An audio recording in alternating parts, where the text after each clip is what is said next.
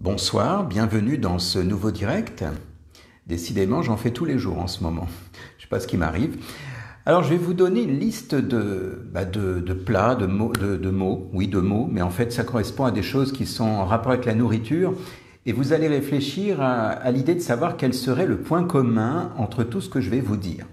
Alors, je vais vous parler, par exemple, de la tarte tatin, du Nutella. Je vais vous parler de quoi encore? Des bêtises de Cambrai, des chips, des cornflakes. Est-ce que vous pouvez voir quel est le point commun, mis à part le fait que ça se mange? Mis à part le fait que c'est en rapport avec la nourriture. C'est en rapport avec tout ce qui est lié au culinaire. Alors je répète, je ne sais plus comment je l'ai donné, mais le carambar, les bêtises de Cambrai, la tarte tatin, le Nutella, les cornflakes, c'est quoi le point commun avec tout ça? Eh bien c'est très simple. Tout ce que je viens de vous dire, là, ce sont à la base des échecs culinaires. Ça a été un fiasco, un échec culinaire qui s'est transformé finalement en grand succès. C'est-à-dire qu'on connaît tous ces choses-là. Et puis, bien aujourd'hui, quand vous parlez de carambar, de Nutella, pour vous, c'est génial parce que vous vous dites, ah, c'est super, enfin pas moi, mais ceux qui aiment ça se disent, ah, c'est génial. Oui, c'est génial. Seulement, l'inventeur de tout ça, en général, de tout ce que je viens de vous dire, c'est par erreur qu'il a inventé ça.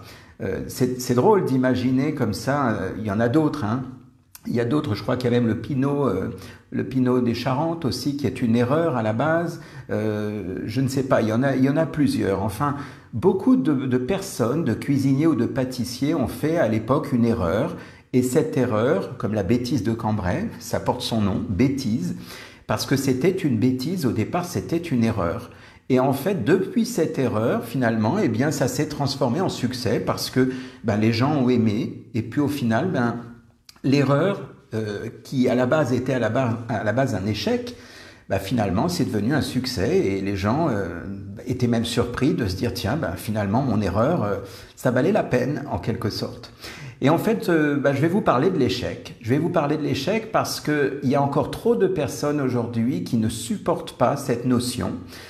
Pour moi, l'échec n'existe pas. Mais enfin bon, on va en parler.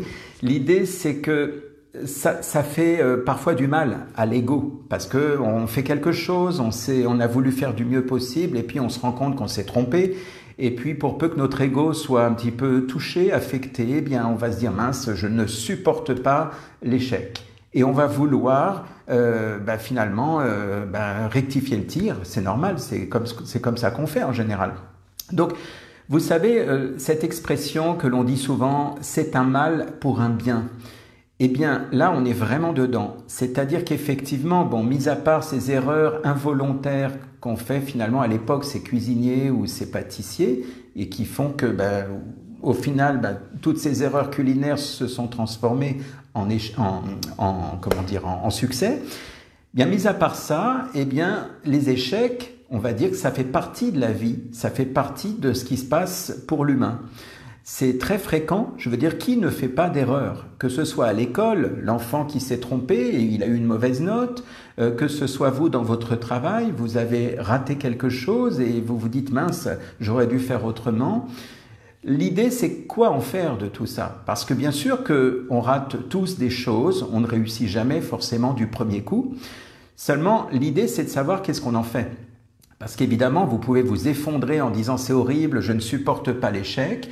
Et on va voir ce qu'on peut faire d'autre, parce que finalement, c'est bien beau de se dire oui, je me suis trompé, je suis déprimé, c'est pas bien. Seulement, quelque part, je veux dire, il y a des moments où quand on tombe, on se relève et puis on persiste. Et à un moment donné, ça fonctionne. Vous savez, par exemple, pour l'ampoule électrique, Thomas Edison, qui a dû faire, je crois, 10 000 essais, bon, je ne sais plus exactement, mais pas loin, pour l'ampoule électrique, pour que l'ampoule finisse par fonctionner. Et quand on lui a dit, mais alors finalement, vous avez essuyé pas mal d'échecs pour réussir à faire fonctionner une ampoule. Et je crois qu'il a répondu un truc du genre, non, j'ai simplement j'ai simplement compris qu'il existait 9999 façons de ne pas faire une ampoule. C'est original. Ça veut dire que finalement, au lieu de voir le côté négatif du genre j'ai raté, bien il a dit tiens j'ai découvert 9999 façons de ne pas réaliser une ampoule. C'est assez optimiste de voir ça comme ça. Au final, heureusement, la persévérance était là, heureusement qu'il y a cru, parce que grâce finalement à Thomas Edison, eh bien, aujourd'hui, nous avons l'éclairage.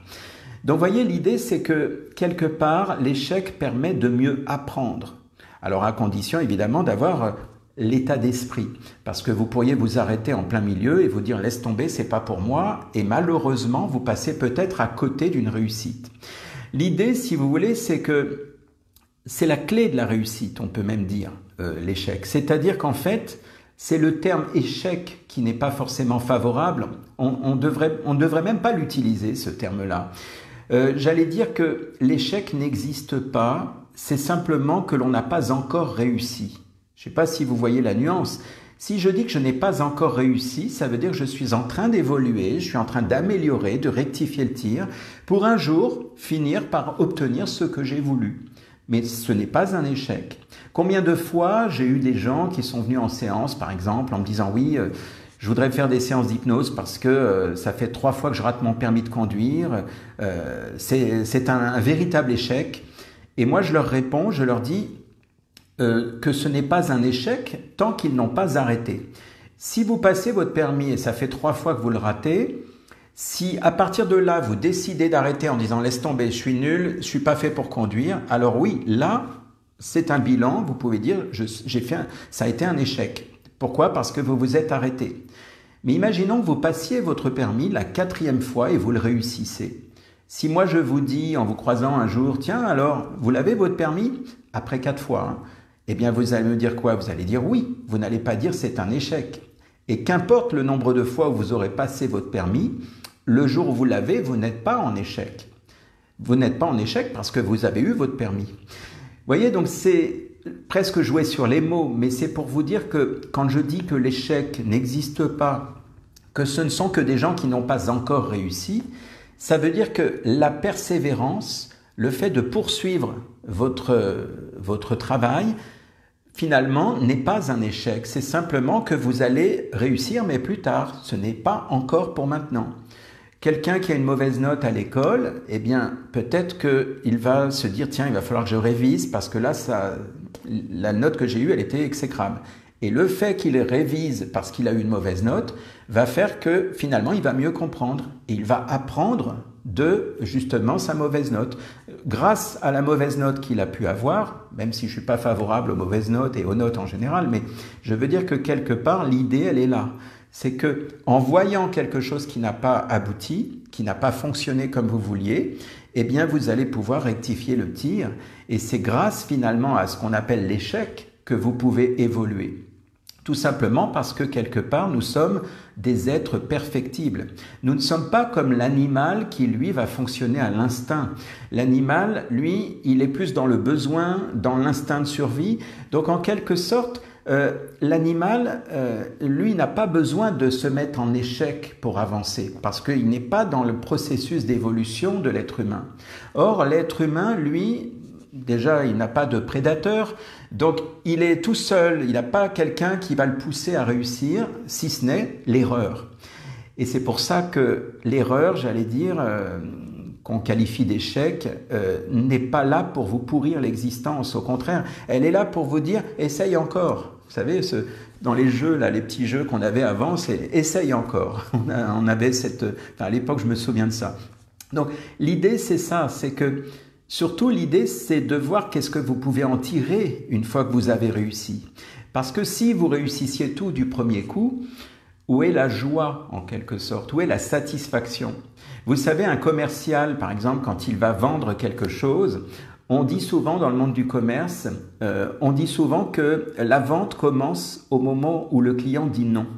Ça veut dire que si c'était tout facile, j'arrive, je pousse la porte, bonjour monsieur, achetez-moi tel produit, ben, c'est pas une vente, ça, c'est ce qu'on appelle des prises de commande. C'est-à-dire, ben voilà, il n'y a rien à vendre, c'est juste, bonjour monsieur, ça vous intéresse? Oui, ok, ben super. Ben là, on est un preneur de commandes. Voilà, on passe des commandes. Mais seulement vous avez des personnes qui aiment le challenge. Vous avez des commerciaux, ils veulent qu'on leur tienne tête, ils veulent qu'au départ, la personne dise non, j'ai besoin de rien, c'est trop cher, j'ai mes fournisseurs. Pourquoi? Parce que justement, c'est ça qui va leur donner l'envie finalement d'argumenter, de suggérer, de se dépasser. C'est parce que justement, ils vont voir en face d'eux quelqu'un qui les défie en quelque sorte. Et c'est ça qui est intéressant. Même chose dans le sport. Si on était sûr de gagner à coup sûr, il n'y aurait aucun adversaire et à la limite, où est la compétition? Il y a des gens qui adorent la compétition. Et ce n'est pas un échec, c'est simplement que ça vous oblige à vous améliorer.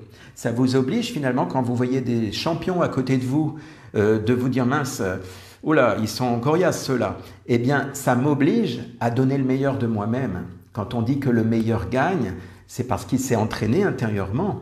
Mais il n'y a pas cette notion réellement d'échec. Il y a juste, comme je disais, des personnes qui n'ont pas encore réussi. Tiens, je vais vous montrer quelque chose. Mon premier, vous savez, j'ai écrit un guide il y a plus de 10 ans maintenant, un guide professionnel pour les professionnels de l'hypnose, des thérapies brèves, du coaching. Ce guide, il est là aujourd'hui. Bon, il est à l'envers, hein, il est mal imprimé. Non, c'est par rapport à la visio. Voilà, donc ça c'est le guide des protocoles. Donc ça c'est le guide aujourd'hui. Seulement, vous savez, le premier que j'ai réalisé, si j'avais dit que c'était un échec, j'aurais arrêté là et ça aurait été un fiasco. Le premier, le voici. Le premier, c'est un guide que j'avais réalisé et à l'époque, eh bien, comme c'est une auto-édition, je n'avais pas l'habitude. Et en fait, je l'ai écrit et il était mais vraiment écrit tout petit. Je ne sais pas si vous voyez, c'est à l'envers, hein, je vous l'ai dit, mais c'est vraiment très petit. C'était quasiment illisible. C'était vraiment trop petit. Aujourd'hui, j'ai bien dit grâce à ce raté, entre guillemets, j'ai écrit plus gros. Et en fait, du coup, ça m'a permis donc de faire quelque chose de beaucoup plus lisible.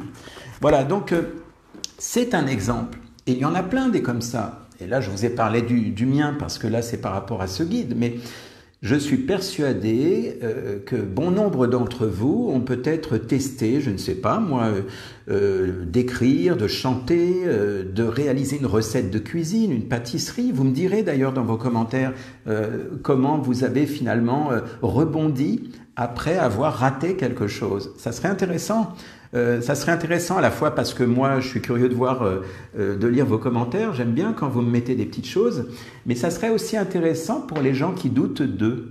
Des gens qui disent « Oui, mais moi, c'est la honte quand même. Hein, j'ai raté ci, j'ai raté ça. » Peut-être que ça pourrait en rassurer certains de vous lire, de dire « Tiens, ben moi, j'ai passé mon permis et je l'ai eu qu'au bout de 4 fois. » Peut-être que ça va rassurer ces gens qui sont en train de s'inquiéter parce qu'ils ont peur de l'échec.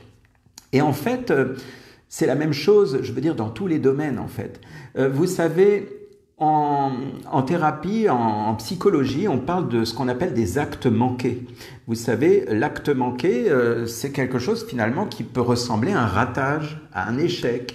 Mais en réalité, comment vous dire, l'acte manqué, ça pousse, finalement, à échouer.